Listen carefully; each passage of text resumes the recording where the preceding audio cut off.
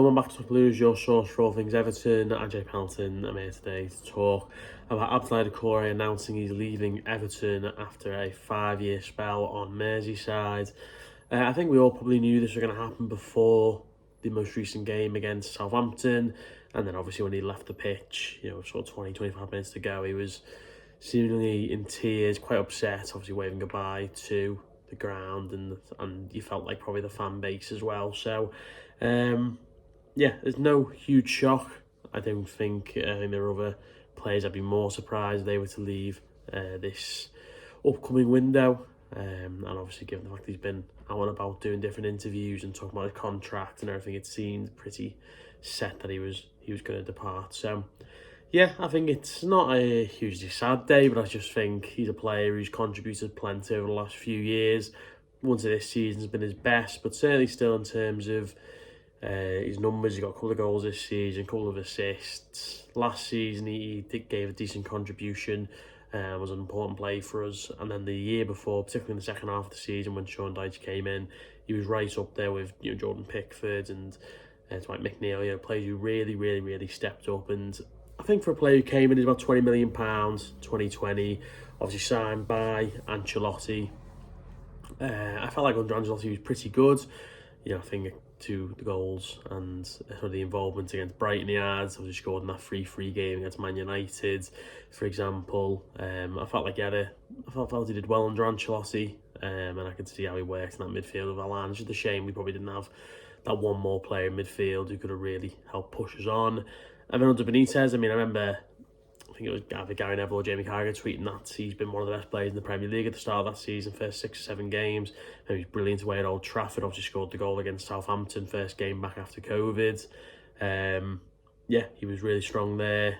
Also got a good assist against Burnley in the 3-1 game when Demarai Gray scored. So that was a good start to the season, then got injured. He was then out the team. That coincided with the form kind of going by the wayside, but I think we all thought it was probably going to end up going that way. The performances really dropped off after the promising enough start to the season. So I remember being in work actually and seeing the news come through that he was injured. I think he broke his foot or he had a metatarsal injury, something like that. He was out for a number of months, and I remember thinking, wow, we could be in a bit of trouble here, which is really interesting when obviously you look at more recent times. People have probably thought he's not been worthy of placing the starting 11, and obviously when Lampard came in we had a lot of options in midfield, so things definitely changed for him. He still played once Lampard came in, but then when we ended up going to the midfield three of Onana, Gay and Iwobi, he was kind of out the team then, and it looked like he was definitely going to leave.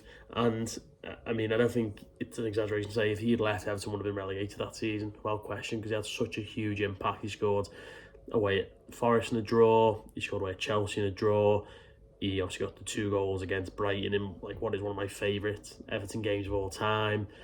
Obviously scored the worldie goal against Bournemouth, which ultimately saved Everton and kept us up. Obviously had the red card against Tottenham in between that, which was interesting, because I remember saying, watching that game, that's it, just forget about him now. He stepped up for a few weeks and he's gone and done something absolutely ridiculous and ruined it for us. But we still got a point from that game, and obviously he came back and had a huge impact, so thank God no one listened to me, I suppose. But and then as I say, last season under Dyche, I felt he was still good. I felt he was worth his spot in the team. Obviously, we didn't have Ndai, we didn't have Alcaraz. We had loads of options, obviously, but he was there. He played plenty last season as well. When obviously things didn't start too well, he scored against Sheffield United, first game we got something from last season, where he scored in. Scored against Bournemouth again in the 3-0 win that we had, which again kind of kick-started the season.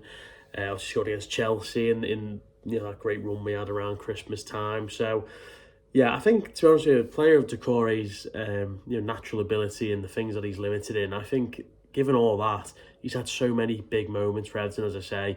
Scored at Old Trafford, scoring against Bournemouth, scoring against Chelsea. I think he's played 165 games, 21 goals, 14 assists. They're hardly elite numbers, but ultimately, as I say, I think he is limited as a player, and yet he has had those big moments, and that is what a cult hero is for me, really. Somebody who's limited, but still delivers and still has those big moments. And people are always have different definitions. You can have different players you think are a cult hero, some you think aren't. That's kind of just natural. But I think for him, absolutely, certainly fits that bill for me. And it's just a shame that this season, so things have dropped off. But he is 33 now. He's at an age where the kind of role he's playing, I think he's probably going to struggle a little bit there. We've probably seen more glaringly the issues he's got in terms of in possession and what have you. He's not great. I think we saw that again on Saturday, on Sunday, where he is limited. But he's moving on now, and again, I think someone made a good point. What if we were leaving Goodison in 5 years' time? Which of the current team would come back? And you'd think, obviously, Pickford, if he wasn't still playing, Tarkowski, the same thing. And Abdoulaye Doucoure would absolutely be one of them. He's a player who's had a big impact, and I just hope he doesn't go somewhere else in the Premier League and comes and scores against us, because what it's like with Everton. That always seems to happen. But plenty of fond memories of Doucoure, and it's like, you'll tell your kids and your grandkids where you were the day when he scored that absolute worldie against Bournemouth, which saved us.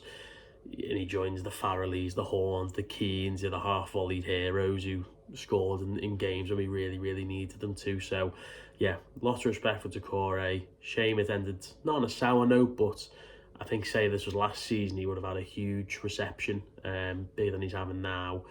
But still, he clearly cares about Everton, had a lot of time for us, and was there in our darkest moments to really help pull us through. And as I say, for Bournemouth and Brighton in particular, they're two of the best certainly the Brighton game is one of the best performances I've seen from Everton play in the last 10, 15 years. And the Bournemouth goal, it's the most important goal in Everton's history, in my opinion, in terms of what it meant for the stadium, what we could do this season, obviously keeping us up. And then obviously scored against Leicester as well. I almost forgot to mention the quickest goal in Goodison Park history. That's like, again, history. A huge slice of it belongs to Abdoulaye Doucoure. So, been plenty of players over the last few years that you're not too fussed about, and they've left, and it's kind of, the door's shut on your way out for you, and we don't need to kind of think about them too much anymore. But Doucoure won't be one of them for me. So let me know your thoughts down below. Are you disappointed he's leaving? Do you think it was the right time? And what is your favourite Abdoulaye Doucoure? Remember, let me know down below, and we'll see you next time. Nice one.